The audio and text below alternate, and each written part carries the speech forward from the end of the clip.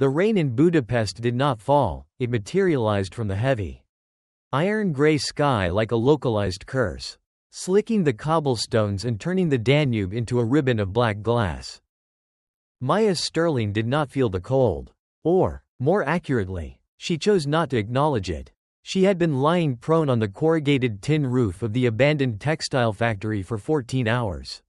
The icy water had long ago soaked through the elbows of her tactical Gore-Tex jacket, seeping into the thermal layers beneath, biting at her skin, but discomfort was merely information. And right now, her brain was prioritizing other data points. Wind speed, 7 knots. Gusting to 9, blowing east to west. Humidity, 92%. Distance to target, 1,240 yards. Heart rate, 46 beats per minute. Through the high-definition glass of her Schmidt and Bender scope, the world was reduced to a singular, glowing circle of lethal intimacy. At the center of that circle was a secluded, brutalist-style villa nestled in the Buda Hills. It was heavily fortified, surrounded by a 10-foot wrought iron fence and patrolled by men who moved with the rigid, mechanical precision of ex-military contractors. Maya exhaled, a slow, metered hiss that barely disturbed the dust inches from her face. This was what she called the art of the breath. Most people thought sniping was about the eyes or the hands. It wasn't. It was about the lungs and the heart. It was about finding the silence between the beats. That infinite, suspended fraction of a second where the universe holds entirely still. In that space, there is no grief. There is no memory of a flag-draped casket. There is no echo of her older brother, David, laughing just days before a roadside bomb in Kandahar turned his convoy into ash. In the silence of the breath, Maya wasn't a grieving sister. And she wasn't a broken woman trying to find meaning in a chaotic world. She was the ghost in the rain. She was the tip of the spear. Her weapon of choice was a suppressed Macmillan TAC 338 sniper rifle, chambered in .338 Lapua Magnum. It was a heavy, unforgiving piece of machinery, but in Maya's hands, it felt like an extension of her own nervous system. The rifle rested on a Harris bipod, the stock pulled tight firmly into the pocket of her right shoulder. She smelled the sharp, sterile scent of Hoppy's No. 9 gun oil mixed with the metallic tang of the wet tin beneath her. Valkyrie, this is Olympus. Radio check. Over. The voice crackled in her custom-molded earpiece, shattering the ambient hum of the storm. It was Deputy Director Marcus Vane, broadcasting encrypted from a sterile command center in Langley, Virginia, some 4,000 miles away. Vane's voice was like dry ice, cold, abrasive, and capable of burning you if you got too close. He was a man who viewed the world entirely through the lens of geopolitics and acceptable losses. Maya pressed the push-to-talk button taped to her trigger finger. Olympus, this is Valkyrie. I have you 5x5. Sitting in the dark and waiting on the guest of honor. Hold your position, Valkyrie, Vane replied, his tone devoid of any inflection. Satellite sweeps indicate the package is en route. ETA is 6 minutes. Are your dope calculations dialed in? Wind is picking up, but manageable. Trajectory is set, Maya whispered, her eyes never leaving the reticle. Give me the final rundown on the target. Olympus, remind me why I'm freezing my ass off in Eastern Europe instead of drinking bourbon in Georgetown. A brief pause hung on the comms, filled only by the static of encryption. When Vane spoke again, his voice was tight with calculated malice. The target is codenamed the Architect. He is not a foot soldier. Maya, he is the bank. For the last decade, every major black market arms deal, every untraceable wire transfer to radical cells in the Middle East and Chechnya, has passed through his ledgers. He operates in the shadows, untouchable by international courts because he leaves zero paper trail. 3 days ago, our assets intercepted chatter that he's brokering a massive sale of stolen weapons-grade isotopes. If that deal goes through, a major Western city is going to vanish in a mushroom cloud. We do not have the time or the jurisdiction for an extraction. He is a cancer, Valkyrie, and you are the scalpel. Maya's jaw tightened. Men like the Architect were the reason David was dead. They were the men in bespoke Italian suits who sat in air-conditioned rooms, trading blood for money, while good men and women bled out in the sand. Understood. Olympus, Maya said, her voice dropping an octave, becoming nothing more than a lethal whisper. Consider the cancer excised. Just point me to the tumor. Rules of engagement are weapons-free. Vane continued. Target will be arriving in a diplomatic motorcade. 2 lead vehicles. 1 principal SUV. He will have a narrow window of exposure between the vehicle door and the villa's portico. You will have approximately 3 seconds to acquire, identify, and eliminate. Do not miss. Valkyrie. If he gets inside that villa, we lose him forever. I don't miss. Marcus, she replied flatly. She let off the comms. The silence rushed back in. Save for the rhythmic drumming of the rain, Maya shifted her weight a fraction of an inch, alleviating the dull ache in her lower back. She began her mental checklist. Breathe in. 2, 3, 4. Hold. 2, 3, 4. Exhale. 2, 3, 4. She checked the scope's parallax adjustment, ensuring the crosshairs remained perfectly sharp against the blurred background of the rain-swept courtyard. She dialed in 2 clicks of left windage to compensate for the cross-breeze whistling off the Danube. The ballistic math was a comfort to her. Gravity, velocity, wind resistance, these were constants.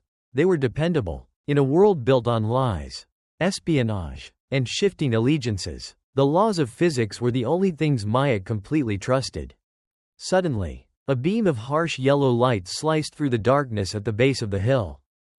Maya's pulse spiked, naturally trying to accelerate, but her rigorous training slammed a heavy door on her adrenaline. She forced her heart to maintain its slow, deliberate rhythm, 46 beats per minute. Olympus, Valkyrie, I have visual on the motorcade. 3 vehicles, black Mercedes G-Wagons flanking a Maybach SUV. Copy that, Valkyrie. Vane's voice barked in her ear. Stand by for target confirmation. You are cleared hot. I repeat, you are cleared hot. The heavy iron gates of the villa groaned open, operated by a guard in a rain slicker. The vehicles rolled onto the cobblestone driveway, their tires hissing against the wet stone. They came to a synchronized halt perfectly aligned with the front portico. Just as the intelligence briefing had predicted. Maya's finger curled gently around the curved metal of the trigger. She didn't pull it, she merely applied 2 pounds of pressure, resting right on the precipice of the rifle's 3-pound brake. The driver of the Maybach stepped out first. He popped a large, black umbrella, moving swiftly to the rear passenger door. Maya tracked the movement through her scope. Magnified 25 times, the crosshairs drifted fluidly, locking onto the negative space just above the car door. Show yourself, she murmured under her breath, a silent prayer to the god of ballistics. The door swung open. A tailored leather shoe stepped out onto the wet pavement. Maya inhaled deeply, letting the air fill her diaphragm, anchoring her to the earth. She slowly let half the breath out and held it. The world stopped. The rain seemed to freeze in midair. The only sound in the universe was the deafening silence inside her own mind. The umbrella shifted upward, and a figure stepped out from the leather-scented interior of the SUV. Stepping squarely into the unforgiving intersection of Maya Sterling's crosshairs. Maya prepared to squeeze the trigger. Prepared to send 300 grains of hollow-point copper and lead flying at 2,000 feet per second to end the life of the world's most dangerous financier. But as the man's face caught the pale, yellow light of the portico lamp, the universe didn't just stand still. It shattered. Through the magnification of the Schmidt and Bender scope, distance is an illusion. At 25 power, a man standing over 1,200 yards away might as well be sitting across from you at a dinner table. You can see the weave of his coat, the rain catching in his hair, the exhausted lines etched around his eyes. Maya's finger was a millimeter from the brake, resting on the precipice of a 3-pound trigger pull that would end a life. But as the face in the reticle came into razor-sharp focus, her finger froze. It didn't tremble. It didn't twitch. It simply locked into place, paralyzed by a violent cognitive dissonance that her brain was struggling to process. The man stepping out of the Maybach was not a faceless Middle Eastern financier. He was not a brutal oligarch or a ghost in the global terror network. He was an older man, in his late 60s, wearing a familiar charcoal-gray trench coat. His silver hair was neatly parted, though slightly plastered to his forehead by the driving rain. He paused, adjusting his wire-rimmed glasses, a nervous tic Maya had seen 1,000 times in the fluorescent-lit corridors of CIA headquarters in Langley, Virginia. It was Director Elias Thorne. Her director. The man who sat at the very top of the agency's food chain. More importantly, the man who had pulled Maya out of a spiral of whiskey and self-destruction after her brother's death. Thorne was the one who had looked her in the eye and told her that her grief could either be a grave or weapon. He had given her a purpose when she had nothing left but ghosts. He was the closest thing she had to a father. And his chest was dead center in her crosshairs. Valkyrie, target is exposed. Marcus Vane's voice barked in her earpiece.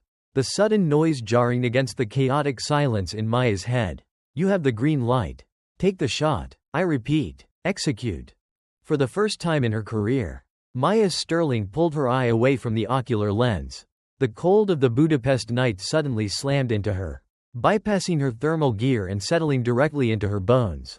She blinked, rain instantly lashing against her eyelashes, and looked down the firing line with her naked eye. Just tiny, blurry figures in the distant yellow light. She slammed her eye back into the scope. Maybe it was a trick of the light. A body double. A mistake. No. Thorne was looking up now. Directly toward the hills. Directly toward her, though he couldn't possibly see her through the storm and the darkness. There was a profound, quiet sadness in his posture. Olympus, Maya whispered, her voice tight, fighting the sudden constriction in her throat. Abort. Abort. We have a negative ID on the target. Negative. Valkyrie. The target is confirmed. The architect is in the kill box. Vane, listen to me, Maya hissed, dropping protocol, her thumb automatically engaging the safety on the Macmillan rifle with a sharp click. The man in my scope is Elias Thorne. The director of the CIA is standing in the driveway. Someone fed us bad intel. Call off the extraction teams. The mission is compromised. There was a pause on the radio. It wasn't the frantic, scrambling pause of a command center realizing they had made a catastrophic error. It was a cold, calculated silence, the kind of silence a predator makes right before its jaws snap shut.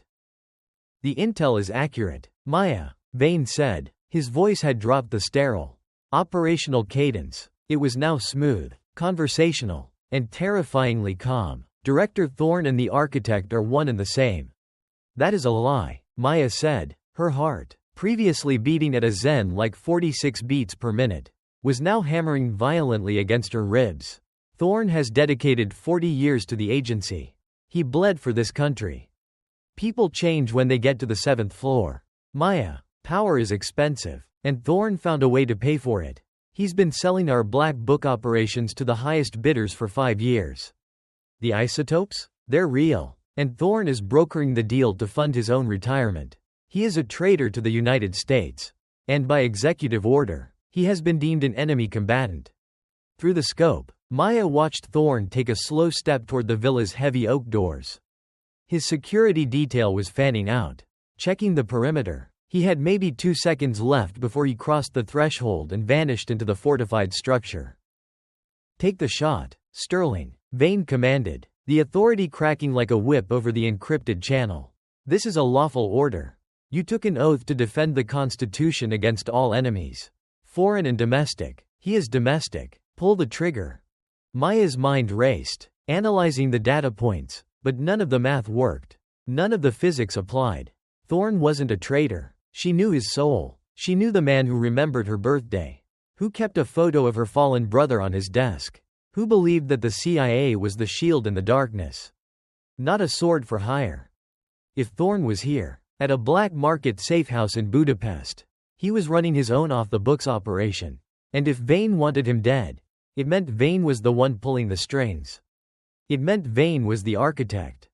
Maya, Vane shouted, his composure finally slipping. He's at the door. Shoot him. If he walks inside, thousands of Americans will die. Do your job. Through the glass, Thorne stopped. He didn't look at the door. He turned entirely around, facing the dark, rolling hills where Maya lay hidden. Slowly, deliberately, the director of the CIA reached up and tapped his chest. Right over his heart. He knows, Maya realized, a chill racing down her spine that had nothing to do with the freezing rain. He knows I'm up here. He knows Vane sent me. Thorn was offering himself up. He was testing her. He was betting his life on the hope that the woman he trained wouldn't blindly follow orders, that she would see the truth hidden behind the crosshairs. Maya's finger slid completely out of the trigger guard. Olympus, this is Valkyrie, Maya said, her voice dropping into a dead, icy calm that mirrored the storm around her. I do not have the shot. Bullshit, Vane roared. I have the satellite feed. You have a clear line of sight. Take the goddamn shot, Sterling, or you will burn with him. Maya watched as Elias Thorn turned back around, flanked by his guards, and stepped into the warm light of the villa. The heavy oak doors slammed shut behind him. The target was gone. The kill box was empty. Maya let out a long, shaky breath, the tension leaving her muscles, only to be replaced by a sudden, sickening realization of what she had just done. In the eyes of the Central Intelligence Agency, refusing a direct, lethal order on a Tier 1 target wasn't just insubordination. It was treason. Target is out of sight, Maya said evenly. Mission failed. She expected Vane to scream. She expected him to threaten her with a court-martial, to tell her she was finished, that a strike team would be waiting for her at the exfiltration point. Instead, the radio went dead silent for a full 5 seconds. When Vane finally spoke, the anger was entirely gone. In its place was a chilling, detached satisfaction. I told the committee you wouldn't do it, Vane whispered through the static. You always were too emotionally compromised. Maya, too attached to the old man. I knew you'd protect him. Maya frowned, her brow furrowing beneath her wet hood. He knew? Before she could process the implication, Vane's voice returned, carrying the weight of a judge reading a death sentence. Valkyrie is compromised. She has gone rogue and aligned with the target. Initiate cleanup protocol. Maya's eyes widened. She wasn't the assassin tonight. She was the patsy. Vane had sent her here knowing she would refuse. Creating the perfect narrative. The rogue sniper and the traitorous director. Working together. Behind her, barely audible over the drumming rain, Maya heard the distinct, metallic clink of a carabiner snapping against a tactical harness. She wasn't alone on the roof. Maya didn't turn her head. She didn't hesitate. Her sniper rifle was too heavy, too long for close-quarters combat. She abandoned the $20,000 weapon instantly, rolling violently to her left just as 3 suppressed rounds chewed into the tin exactly where her head had been a fraction of a second before. The hunt hadn't ended with Thorn walking through the door. It had just begun, and now, Maya was the prey. 3 suppressed 5.56mm rounds punched through the corrugated tin roof, sparking against the steel joists underneath. Where Maya's head had been a fraction of a second prior, there were now 3 jagged holes letting in the Budapest rain. Instinct, drilled into her muscle memory through years of punishing work at Camp Perry, took over before her conscious mind could process the betrayal. She didn't freeze. She didn't look back. She kept rolling, her body a tight, kinetic coil against the freezing metal, until she crashed against the raised lip of a massive industrial skylight. She drew her sidearm, a customized, suppressed Glock 19, from her thigh holster in a single, fluid motion. She came up on one knee, sweeping the weapon toward the rear edge of the roof. Through the driving rain, 2 silhouettes materialized from the darkness. They wore slick black tactical gear and quad-tube night vision goggles that gave them the appearance of 4-eyed mechanical spiders. They moved with a terrifying, synchronized efficiency. These weren't local street thugs or hired guns.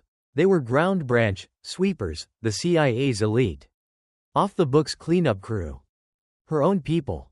The taller of the 2 raised a short-barreled carbine, the infrared laser cutting a solid red line through the mist, stopping dead on Maya's chest. She didn't wait for him to squeeze the trigger. Maya fired twice. Peefed, peefed. The subsonic 9mm rounds struck the lead sweeper square in his ceramic chestplate. The impact didn't penetrate, but the sheer blunt force of 250 foot-pounds of energy staggered him backward. Throwing his aim wide, his rifle barked, sending a burst of hot lead screaming past Maya's ear, close enough to singe her wet hair. The second sweeper flanked left, trying to get an angle. Maya was pinned. A flat roof offered zero cover, and her Glock was no match for their body armor and superior firepower. She had 3 seconds before they regrouped and shredded her position. There was only one way off the roof. Down. Maya spun toward the massive, grime-caked skylight behind her. It was heavily reinforced, laced with chicken wire, designed to withstand decades of harsh Eastern European winters. She pointed her Glock at the lower pane and emptied the rest of her magazine into the glass in a tight circle. The reinforced glass spider webbed but didn't give way. "Target is cornered by the atrium," a mechanized voice muttered. It wasn't in her earpiece, it was the sweeper communicating with his partner over short-range radio. Maya holstered her empty weapon, took 2 sprinting steps across the slippery tin, launched herself into the air, and tucked her knees to her chest. She hit the weakened center of the skylight with the full weight of her body. For a terrible millisecond, the glass held. Then, with a deafening crash that echoed like thunder over the Danube, it shattered. Gravity claimed her. Maya plummeted into the cavernous, pitch-black abyss of the abandoned textile factory. Shards of broken glass rained down around her like deadly, glittering diamonds. The air rushed out of her lungs. She was falling blind, 6 stories above the concrete floor. She splayed her arms and legs, desperately trying to create drag and feel for her surroundings. At 4 stories down, her heavy tactical boots slammed into a rusted, iron maintenance catwalk. The impact was brutal. Pain exploded up her legs and into her lower back. The rusted grating groaned, snapping under the sudden kinetic force, but it held just long enough to break her fall before pitching her over the side. Maya tumbled another 10 feet, crashing onto a mountain of decaying canvas bales on the factory floor. She lay there in the suffocating darkness, gasping for air. Her ribs screamed in protest, and a warm trickle of blood ran down her forehead, mixing with the icy rainwater. She forced herself to stay still, forcing her heart rate down. Assess, survive, evade. High above, flashlights clicked on. Twin beams of blinding white light pierced the shattered skylight, sweeping over the dust-choked air of the factory. "Olympus, this is Cleanup Team Alpha," a voice crackled in Maya's earpiece. The sweepers were broadcasting on the primary encrypted channel. Vane was listening. "Valkyrie has breached the perimeter. She took a 5-story fall. Assessing for a body." Maya reached up with trembling fingers and pressed her earpiece tight. She wanted to hear him. She needed to hear the man who had just signed her death warrant. "Do not get sloppy, Alpha," Vane's voice replied, dripping with disdain. "She is sad. A fall won't kill her. I want visual confirmation of a corpse. Burn the building down if you have to. She does not leave Budapest." A tear, hot and furious, cut through the grime on Maya's cheek. It wasn't a tear of physical pain. It was the agonizing, soul-crushing death of her reality. For 6 years, the agency had been her church, her family, her absolute North Star. She had bled for them. She had killed for them. And Marcus Vane had just casually ordered her incineration to cover up his own treason. The sadness evaporated, leaving behind a cold, hard vacuum, and into that vacuum poured a terrifying, localized rage. She wasn't a victim. She was Maya Sterling, and she was going to make Vane choke on his own hubris. High above, she heard the distinct zip of fast ropes unspooling. The sweepers were rappelling down through the skylight. Maya slid off the canvas bales. Drawing her combat knife, a blackened, fixed-blade crowbar, she moved into the labyrinth of rusted looms and decaying industrial machinery. She became a shadow.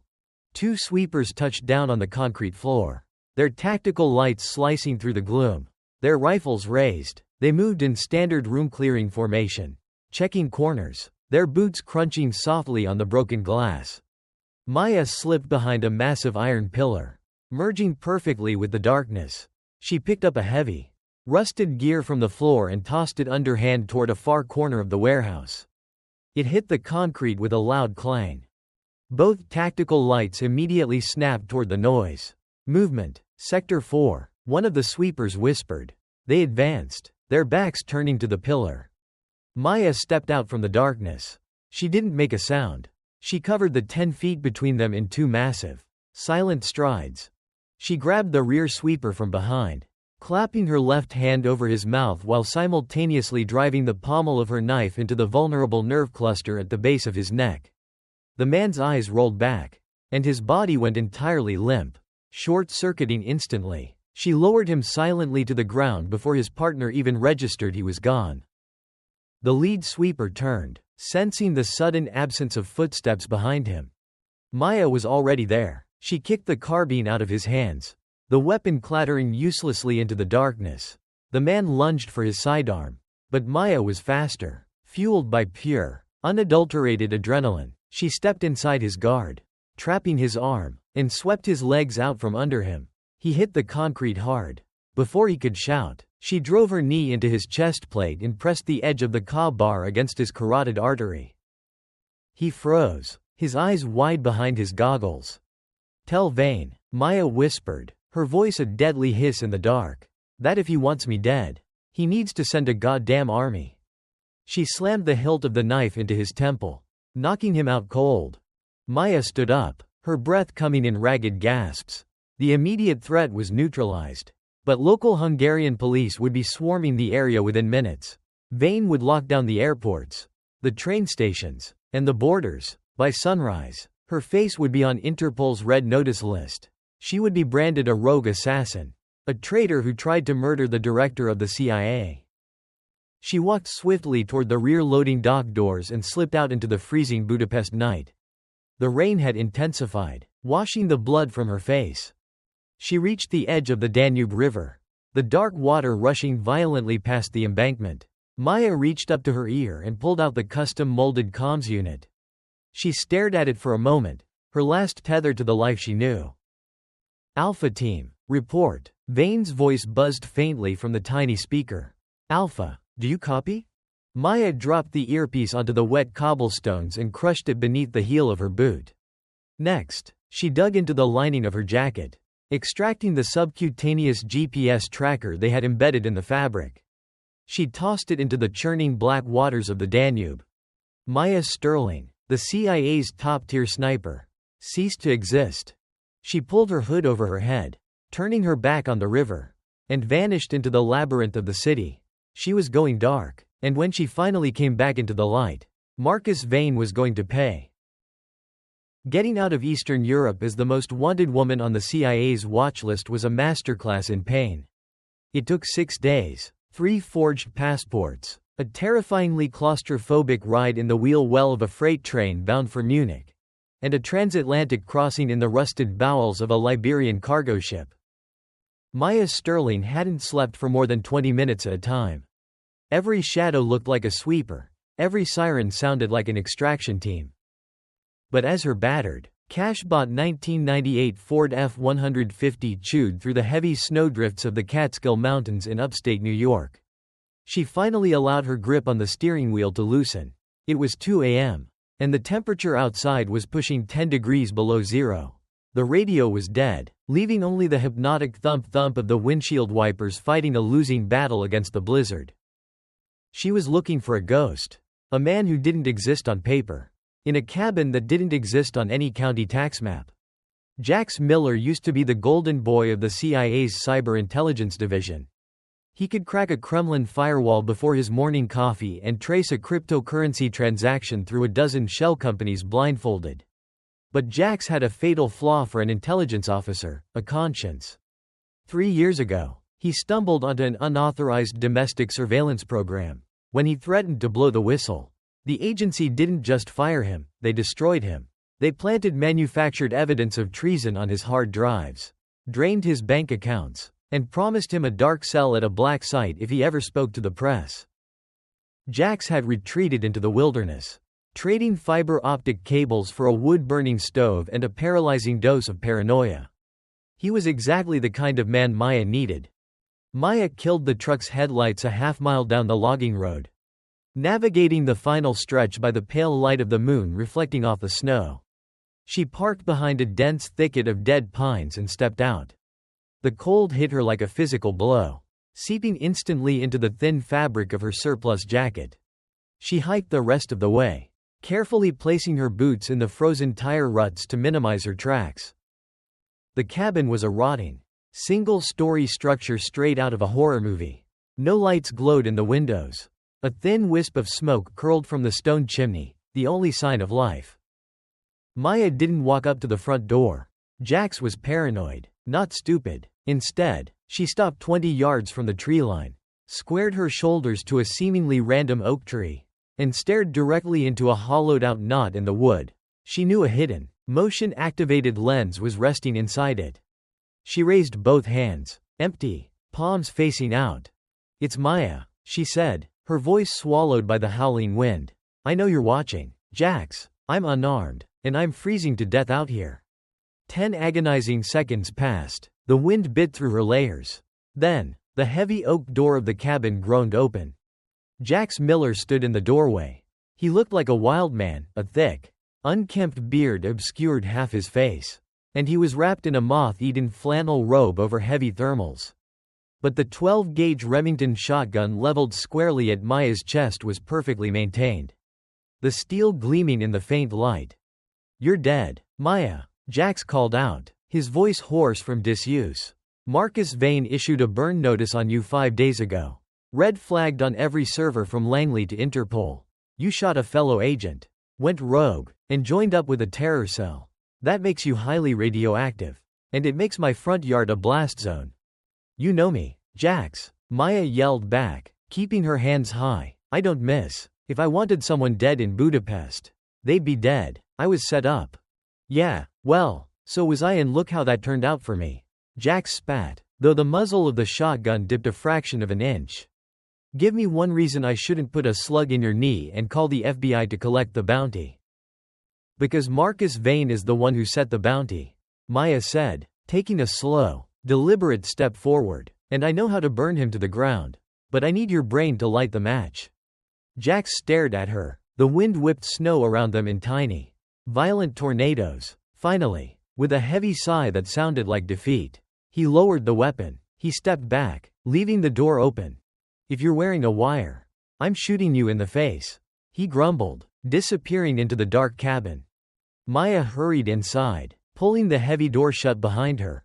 The interior smelled of stale coffee, soldering rosin, and burning pine. It was an organized disaster. The walls were lined not with wallpaper, but with Faraday cage netting, copper mesh designed to block all electromagnetic signals. At the center of the room sat a massive desk covered in cannibalized server racks, custom-built motherboards, and 4 massive monitors. It was a digital fortress built in the middle of nowhere. Maya stood by the stove, shivering violently as the adrenaline finally crashed. Jax tossed her a heavy wool blanket and a mug of lukewarm black coffee. "Talk," Jax said, sitting heavily in a battered leather computer chair. "And it better be the best bedtime story I've ever heard. Because if the sweepers track you here, we have about 10 minutes before a drone strikes this cabin into kindling." Maya wrapped the blanket tight around her shoulders, the heat from the mug seeping into her frozen palms. She told him everything. She told him about the rain in Budapest, about the Macmillan rifle, about the target profile Vane had given her for the architect. And, finally, she told him about looking through the glass and seeing director Elias Thorne standing in the killbox. Jax's eyes widened behind his smudged, thick-framed glasses. "Thorne? Vane ordered a lethal strike on the director of the CIA? He said Thorne was the architect. That Thorne was selling weapons-grade isotopes to fund his retirement. He said Thorne was the traitor." Jax let out a harsh, barking laugh. "Bullshit. Elias Thorne is a Boy Scout. The man still uses a flip phone because he thinks smartphones are a security risk. He wouldn't know how to launder a parking ticket, let alone billions in black market arms."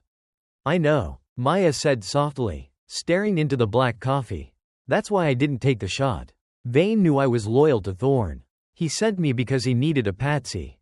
If I shot Thorne, I go down for assassinating the director. If I refuse, I go down for treason. And the sweepers clean us both up." "A classic pincer move," Jax muttered, his fingers automatically flying over his keyboard. The monitors flared to life, casting an eerie blue glow over his scarred face. "So, why was Thorne at a black market safehouse in Budapest?" "That's what you're going to find out," Maya said, stepping up behind him. "Before you got burned, You mirrored the encrypted logs from the 7th floor servers. Don't lie to me, Jax. I know you kept a back door open. Jax hesitated, his fingers hovering over the keys. Opening that back door was a felony.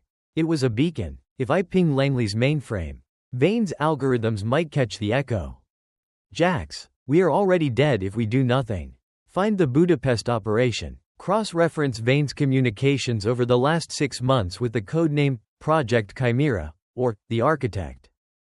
Jax gritted his teeth, typed a complex string of commands, and hit enter.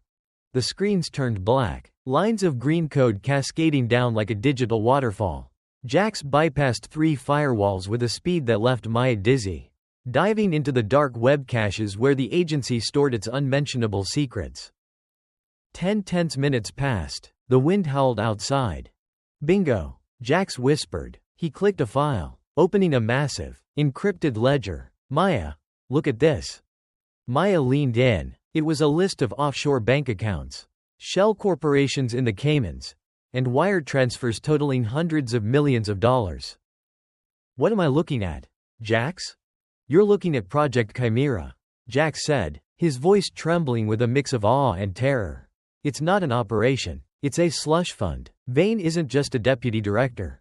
He's been skimming off the top of every major black op for the last decade. Seized cartel money, ghost weapons sales, dictator bounties. He's been funneling it into these accounts. He's building his own private intelligence network. A shadow CIA. And the Architect? Maya pressed. Jax opened a secondary file, revealing a dossier with a photograph of a nervous-looking man in a suit. The Architect isn't a terrorist financier. His real name is Julian Vargas. He's a forensic accountant for a shadow bank in Geneva. Vane used him to wash the Chimera money. The puzzle pieces violently snapped together in Maya's mind. Vargas got cold feet. She breathed. Exactly, Jax confirmed, pointing at an intercepted email. Vargas was terrified Vane was going to have him killed to tie up loose ends. So, Vargas became a whistleblower. He reached out to the one man in the agency known for being incorruptible, Director Thorne. Maya stepped back, her heart hammering against her ribs. Thorne wasn't going to the Budapest villa to sell secrets. He was going there to meet Vargas. To get the ledgers. To get the proof to destroy Vane. And Vane found out, Jax said softly, swiveling his chair to face her. Vane couldn't just kill Vargas. He had to eliminate Thorne, too. But taking out a sitting CIA director is messy. You need a fall guy. You need a rogue sniper with a tragic past and a history of PTSD to take the blame. Maya closed her eyes. The sheer scale of the manipulation was staggering. Vane hadn't just tried to kill her, he had tried to weaponize her soul against the only father figure she had left. Thorne is alive, Maya said, her eyes snapping open, blazing with a dangerous, icy fire. If I didn't take the shot, and the sweepers were busy hunting me, Thorne got away. Maybe, Jax warned, but he's in the wind now. He has no agency support, no backup, and Vane controls the entire intelligence apparatus of the United States. Thorne is an old man. Maya, Vane's hit squads will find him eventually. Not if I find him first, Maya said, dropping the blanket. She reached for her holster, checking the action on her Glock. Can you track Thorne's burner phone? A signal? Anything? Jax cracked his knuckles. A dangerous grin spread across his face beneath the wild beard. For the first time in 3 years, the disgraced analyst had a war to fight. Give me 10 minutes, Jax said. I'll find the old man. But Maya, when we do, we are walking straight into the mouth of the beast. Good, Maya said, walking toward the heavy oak door to keep watch. I'm going to rip its teeth out. The smell of burning cordite and melting brass is distinct.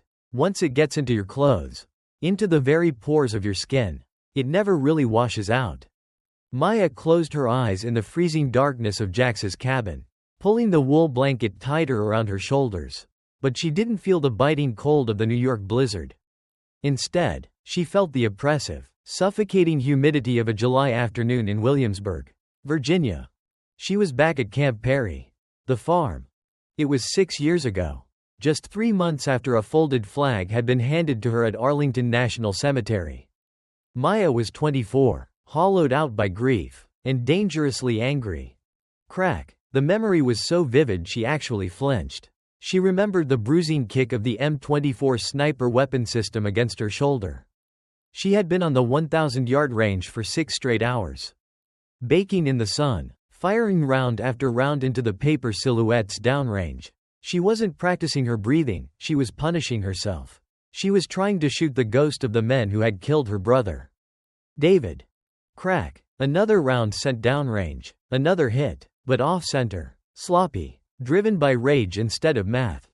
She had reached for another brass cartridge to chamber when a heavy, calloused hand clamped down firmly over the bolt of her rifle, stopping her dead. Maya looked up, her eyes burning with sweat and defiance. Standing over her was Elias Thorne. Back then, he wasn't the director of the CIA. He was the deputy director of operations. A legend who rarely came down from the 7th floor of Langley, let alone walk the dusty firing lines of the farm. He didn't yell. He didn't reprimand her for her sloppy technique. He just knelt in the Virginia dirt beside her, his tailored suit completely out of place, and picked up one of the spent, smoking brass casings from the mat. It gleamed like dark gold in the summer sun. "You're pulling your shots to the left, Maya," Thorne had said, rolling the warm brass casing between his thumb and forefinger. His voice was a low, steady rumble, the calm center of a hurricane. "Wind is gusting right to left." Maya had snapped back, defensive, her fingers still resting dangerously close to the trigger guard. "The wind is dead calm," Thorne corrected gently. "You're pulling left because you're angry. You're squeezing the grip like you're trying to choke it to death. You are riding the recoil instead of letting the weapon do the work."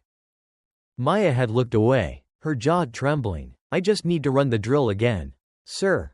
Thorne held up the empty brass casing, catching the sunlight. "Do you know what this is, Maya?" "It's spent brass, sir." "No," Thorne said softly. "It's a life. Every time you pull that trigger, you are making a permanent, irreversible decision about the universe. The rifle is a heavy burden, Maya. It is not a toy. It is not a therapist. And it is certainly not a time machine. No matter how many paper targets you shred, David is not coming back." The words had hit her harder than any physical blow. A tear had finally broken free, cutting a clean line through the gunpowder residue on her cheek. Thorne had reached out, placing the warm, golden casing into the palm of her hand, and closed her fingers around it. "You are using this weapon to run away from the ghosts of your past," Thorne told her, looking directly into her eyes with a fierce, paternal intensity. "I need you to use it to protect the living. If you can't learn the difference, I will wash you out of this program today. But if you can harness that fire and temper it with ice, I will make you the sharpest tip of the spear this country has ever seen." Maya opened her eyes. The sweltering heat of Virginia vanished, replaced instantly by the icy draft of the Catskills cabin. She looked down at her right hand. Her fingers were curled tightly into a fist. She slowly opened them. There was no golden brass casing there, just the pale, scarred skin of a woman who had spent her adult life dealing in death. Thorne had saved her that day. He had given her a reason to keep breathing when the world had demanded she stop. And a few days ago, in the rain of Budapest, she had returned the favor.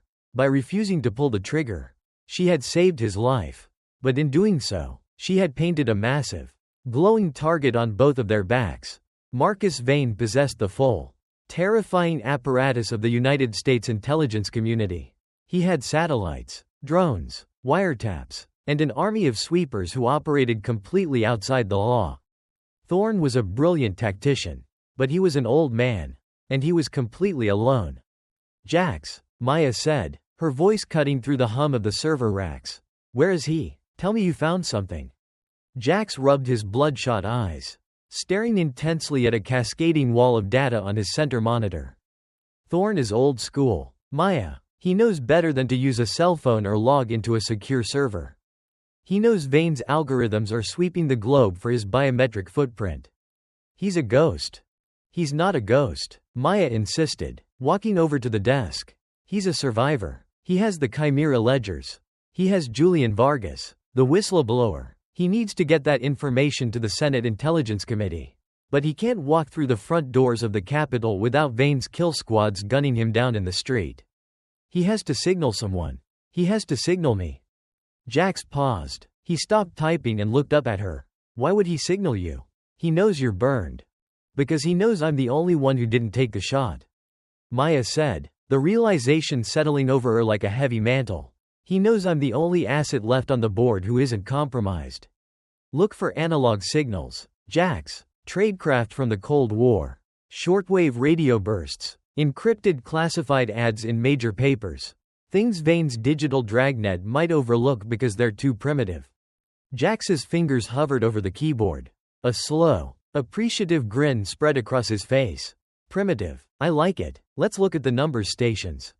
He pulled up a digital map of the eastern seaboard and started cross-referencing shortwave radio frequencies.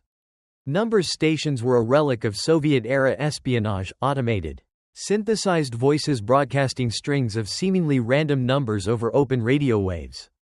Anyone with a ham radio could hear them. But without the specific one-time cryptographic pad, the numbers were meaningless noise. There are half a dozen active stations still broadcasting from Cuba and Eastern Europe. Jax muttered, typing rapidly. But wait. What if we look for an unauthorized ping on a dormant frequency?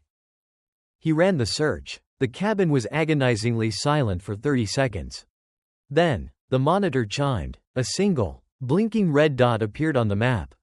Gotcha. Jax breathed. An hour ago, a 3-second burst transmission went out on an abandoned frequency previously used by the agency in the 80s. It was a sequence of coordinates, encrypted using a Vigenère cipher.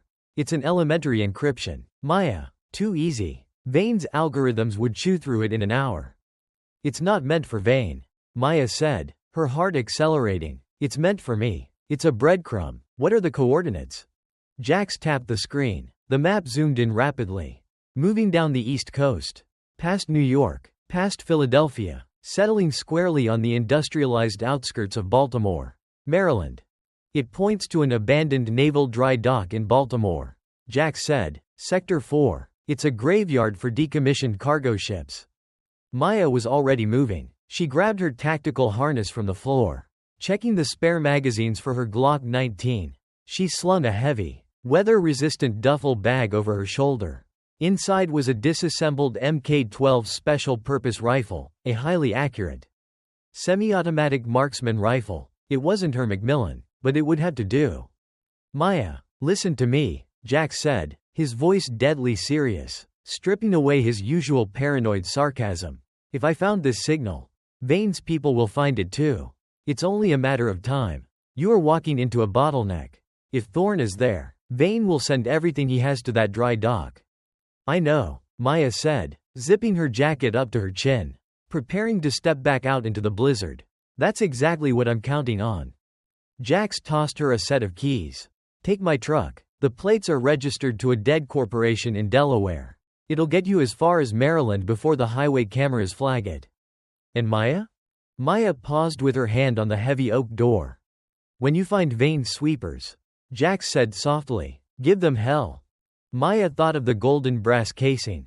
She thought of the heavy burden of the rifle. She looked back at Jax. Her eyes cold, clear, and utterly lethal. I planned to bring it right to their front door. Maya stepped out into the roaring whiteout of the storm, leaving the safety of the cabin behind. The hunt for the director had begun. The drive down Interstate 95 was an exercise in sensory deprivation. The blizzard had followed Maya south, turning the highway into a treacherous, icy tunnel illuminated only by the dull yellow wash of Jax's headlights. By 6 a.m., the storm had finally broken into a frigid, drizzling rain, and the towering, brutalist architecture of the Washington, D.C. metropolitan area loomed on the horizon. Maya's eyes were bloodshot, running on nothing but stale gas station coffee and pure, unadulterated adrenaline. She knew she couldn't drive Jax's Ford F-150 all the way to Baltimore. Vane's algorithms were too good. By now, the NSA's traffic cameras would be running license plate recognition software on every major artery on the eastern seaboard. Maya took the exit for Greenbelt, Maryland. She ditched the truck in the back corner of a sprawling, half-empty commuter parking lot, wiping down the steering wheel and door handles with a rag soaked in windshield washer fluid. She grabbed the heavy canvas duffel bag containing the disassembled Mk-12 sniper rifle, slung it over her shoulder, and pulled a faded Washington Nationals baseball cap low over her eyes. She needed to get to the Baltimore dry docks, but she needed to do it invisibly. The D.C. metro system, followed by a transfer to the MARC commuter train at Union Station, was her best bet. It was a subterranean labyrinth of concrete, steel, and moving bodies, the perfect place for a ghost to disappear. The blast of warm, ozone-scented air hit her as she descended the long, steep escalator into the Greenbelt metro station. The morning commute was just beginning. Men in wool topcoats and women gripping insulated travel mugs hurried past her, their heads down, completely absorbed in the glowing rectangles of their smartphones. Maya kept her head down, too, her stride perfectly matching the hurried, anonymous rhythm of the crowd. She paid for a paper fare card using cash and slipped through the turnstiles. Just another commuter, she told herself, just a shadow in the current. She boarded a southbound Green Line train, grabbing a seat in the corner of the last car. She rested her hand inside the duffel bag, her fingers lightly tracing the cold steel of her suppressed Glock 19. The train rattled and swayed, plunging deeper into the dark tunnels beneath the nation's capital. Station after station passed in a blur of fluorescent lights and automated announcements. But as the train screeched to a halt at the massive Gallery Place transit hub, the hairs on the back of Maya's neck stood up. It was a sixth sense, honed by years of surviving in hostile territory. The atmosphere in the car had shifted. Maya looked up. Above the platform, the massive digital advertising screens had suddenly changed. The cheerful ads for Georgetown tuition and local car dealerships vanished, replaced by a stark, high-contrast photograph. It was a picture of her, her official CIA ID badge photo. Beneath her face, bold red letters screamed, "Federal fugitive. Extremely dangerous. Suspected of terrorism. Do not approach." A collective murmur rippled through the platform as commuters looked up from their phones. Almost simultaneously, every cell phone in the train car buzzed with the jarring, two-tone blare of an emergency alert. Vane hadn't just put her on a watch list. He had weaponized the entire civilian population of Washington, D.C. against her. Maya didn't panic. Panic was a luxury for the unprepared. She stood up fluidly, shifting the heavy duffel bag to her left shoulder, and stepped off the train just as the warning chimes signaled the closing doors. She needed to transfer to the Red Line to reach Union Station. But the platform was crawling with transit police. And worse, standing at the base of the escalators were two men who clearly weren't local cops. They wore tailored suits, tactical earpieces, and carried themselves with the rigid, hyper-vigilant posture of the FBI's Joint Terrorism Task Force. Vane had called in the bureau. He had fed them the lie that Maya was a rogue asset planning a domestic attack. These men weren't sweepers, they were honest federal agents doing their jobs.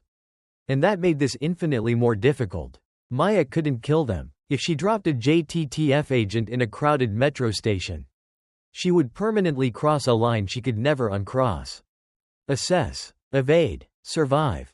Maya turned her back to the agents, merging with a thick cluster of tourists exiting a museum train. She kept her head angled down, using the brim of her cap to shield her face from the high-angle security cameras dotting the vaulted ceiling.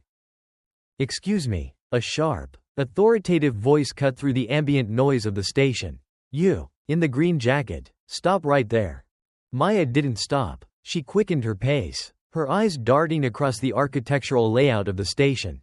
Escalators to the left, elevators straight ahead, a maintenance corridor to the right, marked authorized personnel only. "I said hold it," the voice barked again, closer this time. The heavy thud of tactical boots echoed on the hexagonal floor tiles. Maya broke from the crowd, darting toward the maintenance corridor. She hit the heavy steel door shoulder first. It was magnetically locked. Without breaking stride, she drew her Glock, pressed the suppressor flush against the magnetic card reader, and pulled the trigger. Peefed. The lock shattered, and Maya shoved the door open, plunging into the dimly lit, concrete service hallway. "Suspect is fleeing into Sector 4 maintenance." The agent yelled into his radio behind her. "She's armed. I need backup. Now." Maya sprinted down the narrow corridor, the heavy duffel bag slamming against her hip. Pipes hissed overhead, venting steam. She heard the door bang open behind her. 2 sets of heavy footsteps. She rounded a sharp corner and immediately stopped, pressing her back flat against the cold concrete wall. She holstered her Glock. She had to do this the hard way. The first agent came around the corner fast, his service weapon drawn, his eyes wide with adrenaline. Maya moved like a coiled spring. She stepped inside his line of sight before his brain could register she had stopped. Her left hand shot up, grabbing the slide of his pistol and pushing it violently upward, away from her body. Her right hand delivered a punishing, open palm strike to his sternum, knocking the wind out of him. The agent gasped, stumbling backward, but he was highly trained. He tried to rip the gun free, but Maya twisted the weapon sharply, breaking his grip, and smoothly stripped the magazine from the handle. She tossed the useless gun down the hallway. Before the man could shout, she pivoted, slipping behind him, and locked her arm around his neck in a flawless carotid chokehold. "I'm not the enemy," Maya whispered fiercely into his ear as he struggled, grabbing at her forearm. "Go to sleep, just go to sleep." It took 5 seconds. The blood flow to his brain was restricted, and the agent went entirely limp. Maya lowered him gently to the concrete floor just as the second agent rounded the corner. He saw his partner on the ground and raised his weapon. Drop it on the ground." Maya was 20 feet away, too far for hand to hand. She stared down the barrel of his gun, her hands raised slightly, palms open. "You don't want to do this," Maya said, her voice steady, projecting absolute authority. "If you shoot me, the men who actually set this up win.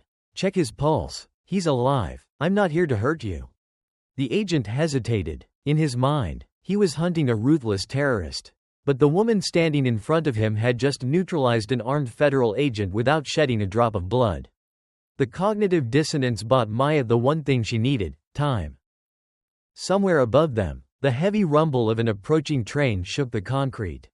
Maya grabbed a heavy, metal fire extinguisher from the wall, ripped the pin out, and hurled it directly at the agent's feet. As it hit the ground, she shot the pressurized valve with her Glock. A massive, blinding cloud of thick white chemical foam erupted in the narrow hallway, instantly filling the space between them. The agent coughed, blindly firing 2 shots that buried themselves harmlessly into the ceiling. Maya didn't wait. She turned and sprinted down the rest of the corridor, kicking open a fire exit door that led directly onto the far end of the Red Line platform. The silver cars of the train were just grinding to a halt, the doors sliding open with a soft chime. The platform was chaotic, passengers screaming and scattering from the sound of the gunfire echoing from the maintenance tunnel. Maya kept her head down, shoving her way through the panicking crowd, and slipped through the sliding doors of the train just as the automated voice announced, "Doors closing. Step back to allow the doors to close." The doors clamped shut. Through the reinforced glass, Maya saw a dozen armed tactical police officers swarming onto the platform, their rifles raised, screaming orders, but they were 10 seconds too late. The train lurched forward, accelerating smoothly into the black void of the tunnel, leaving the chaos behind. Maya collapsed into an empty plastic seat, her lungs burning, her hands finally shaking. She had survived the metro. She was on her way to Union Station, and from there, the MARC train to Baltimore. She looked down at the heavy canvas duffel bag between her boots. The hunt was closing in. Vane was throwing the entire weight of the federal government at her. But she was almost at the dry docks. And when she finally found Elias Thorne, she wasn't going to run anymore. The Patapsco River smelled of diesel, brine, and decaying iron. A thick, freezing fog had rolled in off the Chesapeake Bay, swallowing the Baltimore naval dry docks in a suffocating gray mist. Sector 4 was a graveyard. Massive, decommissioned cargo ships and rusted naval destroyers sat in dry berths like the skeletal remains of steel leviathans. There were no security guards, no functioning floodlights, just the haunting, rhythmic creak of metal groaning in the frigid wind. Maya moved through the labyrinth of rusted shipping containers and coiled chains like a phantom. She had finally assembled the Mk-12 special-purpose rifle from her duffel bag. The heavy, Suppressed barrel led the way, her eyes scanning the fog through the magnification of her optic. Jax's coordinates pointed to the hull of a massive, gutted freighter named the USS Roanoke. A rusted gangway led up to a gaping hole in the ship's port side. A wound left by salvage crews years ago. Maya didn't take the gangway. It was a fatal funnel, a choke point where a single sniper could cut her in half. Instead, she scaled the anchor chain, her tactical gloves gripping the freezing, barnacle-encrusted metal, pulling herself hand over hand until she slipped over the rusted gunwale and onto the shadowy main deck. She moved deliberately toward the cavernous interior of the cargo hold. Water dripped from the decaying overhead pipes, echoing loudly in the hollow space. At the far end of the hold, deep in the absolute blackness, a single, pale yellow light flickered, a chemical glow stick, cracked and left on the floor. Maya raised the Mk-12, tucking the stock firmly into her shoulder. She exhaled, slowing her heart rate, stepping silently over a tangle of rusted cables. You always were light on your feet, Maya, even in tactical boots. The voice echoed off the steel bulkheads. Calm, low, and unmistakable. Maya's finger tightened on the trigger, instinctively tracking toward the sound. From behind a massive, rusted turbine engine, a figure stepped out into the dim halo of the glowstick. It was Elias Thorne.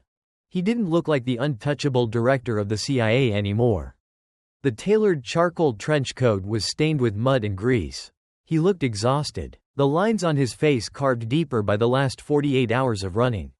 But his eyes, sharp, intelligent, and unyielding, were exactly the same. Maya didn't lower her weapon. The crosshairs of the Mk-12 rested squarely on the center of his chest. Just like in Budapest. Director, Maya said, her voice tight, echoing in the cold air. Thorne looked at the muzzle of the suppressed rifle, then up into Maya's eyes. He didn't flinch. He didn't reach for a weapon. He just offered a sad, weary smile. You look like hell, Valkyrie. You have 3 seconds to give me a reason not to finish the job Vane gave me. Maya lied, her voice trembling slightly. The anger and the betrayal of the last 2 days were boiling over. Why, Elias? Why were you at that villa? Why did you put me in that scope? Thorne took a slow step forward, his hands empty, palms facing her. Julian Vargas, the man Vane called the architect. He reached out to me on an analog channel. He had the Chimera ledgers. Hard drives proving Vane has been bleeding this country dry for a decade. I know about Chimera, Maya interrupted fiercely. Jax found it. What I want to know is why you let Vane set me up. You knew he sent me to kill you. You knew I was on that roof. I saw you tap your chest. Thorne stopped. The faint smile faded, replaced by a profound, agonizing sorrow. Because if I ran, Maya, Vane's lie becomes the truth. If I disappeared without a trace, he would control the narrative. He would have told the president I was a traitor who fled the country. I needed the ledger, but more importantly, I needed a witness. I needed someone on the inside who would see the lie. You used me, she whispered, the betrayal stinging worse than the freezing cold. I trusted you, Thorne corrected, his voice echoing with absolute conviction. Vane engineered the perfect trap. He put you on that roof because he knew you were the best. He calculated the ballistics, the wind, the extraction. He calculated everything, except your heart. Maya's breath hitched. She stared at the old man through the optic. Vane looks at you and sees a weapon. Maya, Thorne continued softly, taking another step closer until the tip of her suppressor was inches from his chest. He sees a broken girl he can point and shoot. But I know you. I know the woman who wept for her brother. I know the woman who values the truth over an order.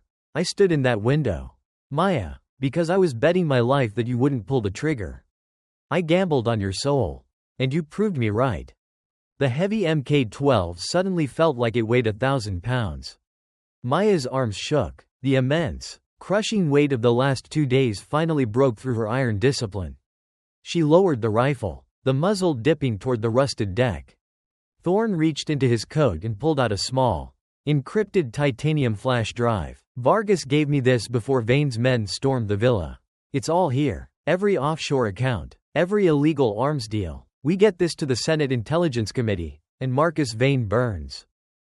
Vane won't let us get within 100 miles of the capital, Maya said, swallowing hard, fighting back the emotion. He burned me. I'm on every federal watch list. The FBI almost caught me in D.C. He has the entire board locked down. Not the entire board, Thorne said, a spark of the old, brilliant tactician returning to his eyes. I have a helicopter inbound. An old friend in marine aviation operating off the books. He'll be here in 10 minutes to extract us. 10 minutes is a lifetime, Maya warned. Before Thorne could answer, a high-pitched zing shattered the quiet. A suppressed 5.56 mm round ricocheted off the steel bulkhead inches from Thorne's head, showering them in sparks and rusted shrapnel.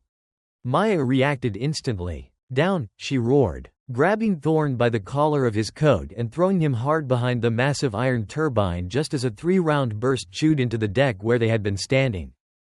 She slammed her back against the rusted metal, bringing the Mk-12 up, scanning the dark catwalks high above the cargo hold. Through the fog, she saw the unmistakable synchronized green glow of quad-tube night vision goggles. Not one pair. 4. Vane's sweepers had found them. They hadn't come to arrest the director, they had come to execute him. They tracked the radio burst, Thorne said, breathing heavily, drawing a customized, matte black 1911 pistol from his shoulder holster. He racked the slide with a sharp, metallic clack. Vane sent his best. His best are about to have a really bad night. Maya gritted her teeth. She dropped to one knee, leaning out from the cover of the turbine. She found the first green glow in her crosshairs. She didn't hesitate this time. She didn't hold her breath. She pulled the trigger. Crack. The heavy 5.56 match-grade round struck the sweeper center mass, dropping him instantly from the catwalk. He hit the rusted deck below with a sickening thud. Instantly, the cargo hold erupted into a deafening storm of suppressed automatic fire. Sparks rained down like horrific fireworks as bullets shredded the decaying machinery around them. We need to move, Maya shouted over the din, ejecting an empty magazine and slapping a fresh one home. They're flanking us. We have to get to the upper deck for the extraction. Thorne didn't flinch. The older man stepped out from cover, firing 3 measured, deafening shots from his .45 caliber pistol, forcing 2 advancing sweepers to dive behind a rusted shipping container. Lead the way, Valkyrie. I've got your 6. Maya looked at her mentor. They were heavily outgunned, trapped in a rotting ship, hunted by their own agency. But for the first time since she looked through the scope in Budapest, Maya didn't feel like a pariah. She wasn't running anymore. On my mark, Maya yelled, racking the bolt of the Mk-12. We pushed to the starboard stairwell. 3, 2, 1, move. Together, the sniper and the director surged out of the shadows, charging directly into the gunfire. The final battle for the soul of the CIA had begun. The rusted bowels of the USS Roanoke became a slaughterhouse of sparks and screaming metal. Maya moved with lethal fluidity, the Mk-12 practically glued to her shoulder. She and Director Thorne pushed up the starboard stairwell, a nightmare of narrow angles and decaying iron grates. Every time a sweeper's night vision goggles crested a landing, Maya's rifle barked, sending them tumbling back into the dark. 2 more flights to the main deck. Thorne yelled over the deafening clatter of gunfire. His breath was ragged, his age finally catching up with him in the freezing, oxygen-starved air of the ship. Suddenly, a massive barrage of suppressive fire ripped through the stairwell from above. Concrete dust and rusted shrapnel exploded around them. Thorne grunted, a sharp, violent sound. He staggered backward, his shoulder slamming into the bulkhead. His left arm dropped limply to his side, the sleeve of his charcoal coat rapidly soaking with dark, warm blood. Director. Maya dropped to a knee, pulling him into the minimal cover of a steel doorframe. It's a through and through. Thorne wheezed, his face pale in the dim light. He gripped his .45 with his good right hand. Keep moving, Valkyrie. The extraction window is closing.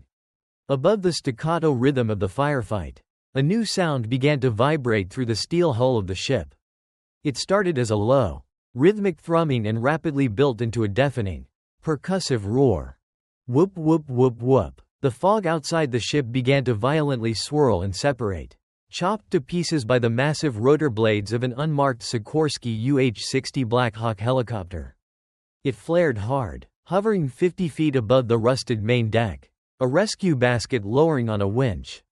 "That's our ride," Maya shouted. She slung the heavy Mk-12 across her back and grabbed Thorne's uninjured arm, hauling him up the final flight of stairs. They burst out through the hatch onto the freezing, rain-swept deck. The rotor wash was incredible, blasting them with icy water and debris. But as Maya looked down at the pier, her heart stopped. Breaking through the fog at the base of the dry dock were 3 black tactical SUVs. They screeched to a halt, boxing in the only exit from the pier. The doors flew open, and a dozen heavily armed mercenaries poured out, taking up firing positions behind the engine blocks. From the lead SUV, a man stepped out. He wasn't wearing tactical gear. He was wearing a meticulously tailored, water-resistant trench coat. He stepped into the harsh glare of the SUV's headlights, completely unbothered by the chaos around him. Marcus Vane. He had come to watch his final problem be erased. "Valkyrie!" Thorne yelled over the roar of the helicopter. He was leaning heavily against the rusted railing. "Get to the basket. We have the drive. We won." Maya looked at the extraction basket hovering just 10 feet away. Then she looked down at the pier. One of Vane's men had just hauled an FGM-148 Javelin anti-tank missile system out of the trunk of the SUV.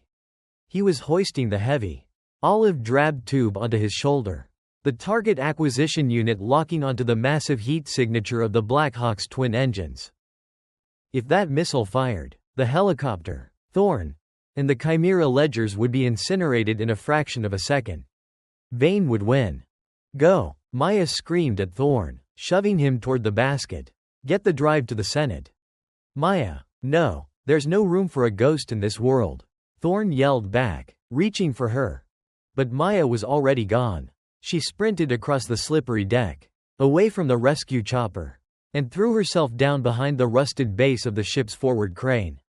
It was an elevated position, a sniper's perch.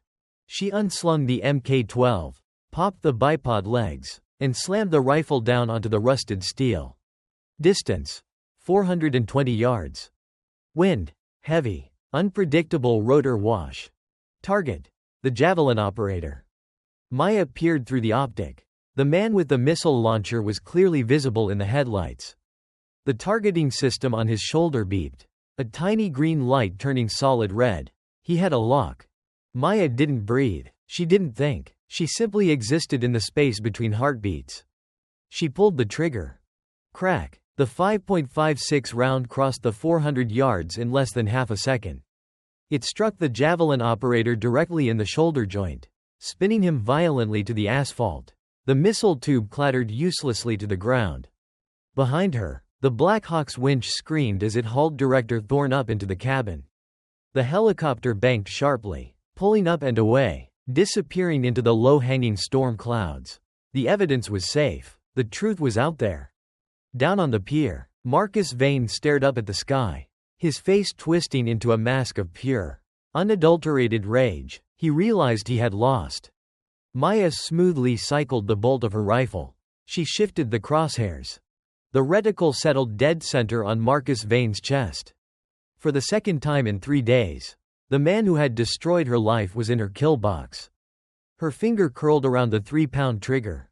Vane was standing perfectly still, exposed in the headlights. He was an easy shot.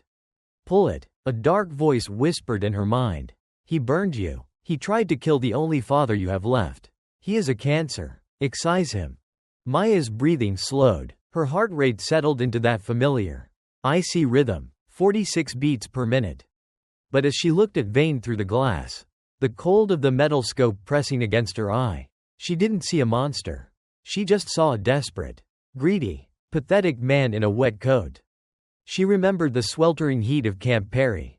She felt the phantom weight of the warm, golden brass casing in her hand. The rifle is a heavy burden. Maya, it is not a therapist. It is not a time machine. You are making a permanent, irreversible decision about the universe. Maya Sterling was the tip of the spear, but she was not a murderer. She was not the weapon Vane thought she was. Maya inhaled deeply, filling her lungs with the cold Baltimore air. She exhaled slowly, and as she did, she raised the barrel of the Mk-12 exactly 3 inches. She squeezed the trigger. Crack. Down on the pier, the engine block of Vane's pristine tactical SUV exploded in a shower of sparks and boiling radiator fluid. The heavy armor-piercing round shredding the vehicle's computer manifold. Vane flinched violently, diving to the wet asphalt, scrambling backward in terror as his own men desperately laid down cover fire against the ship. Maya didn't fire again, she simply lowered the rifle. "I'll see you in court, Marcus," she whispered to the empty air. Maya packed the rifle into her duffel bag, stood up, and vanished into the labyrinth of the ship's lower decks just as the distant, rising wail of FBI and Baltimore police sirens began to cut through the night.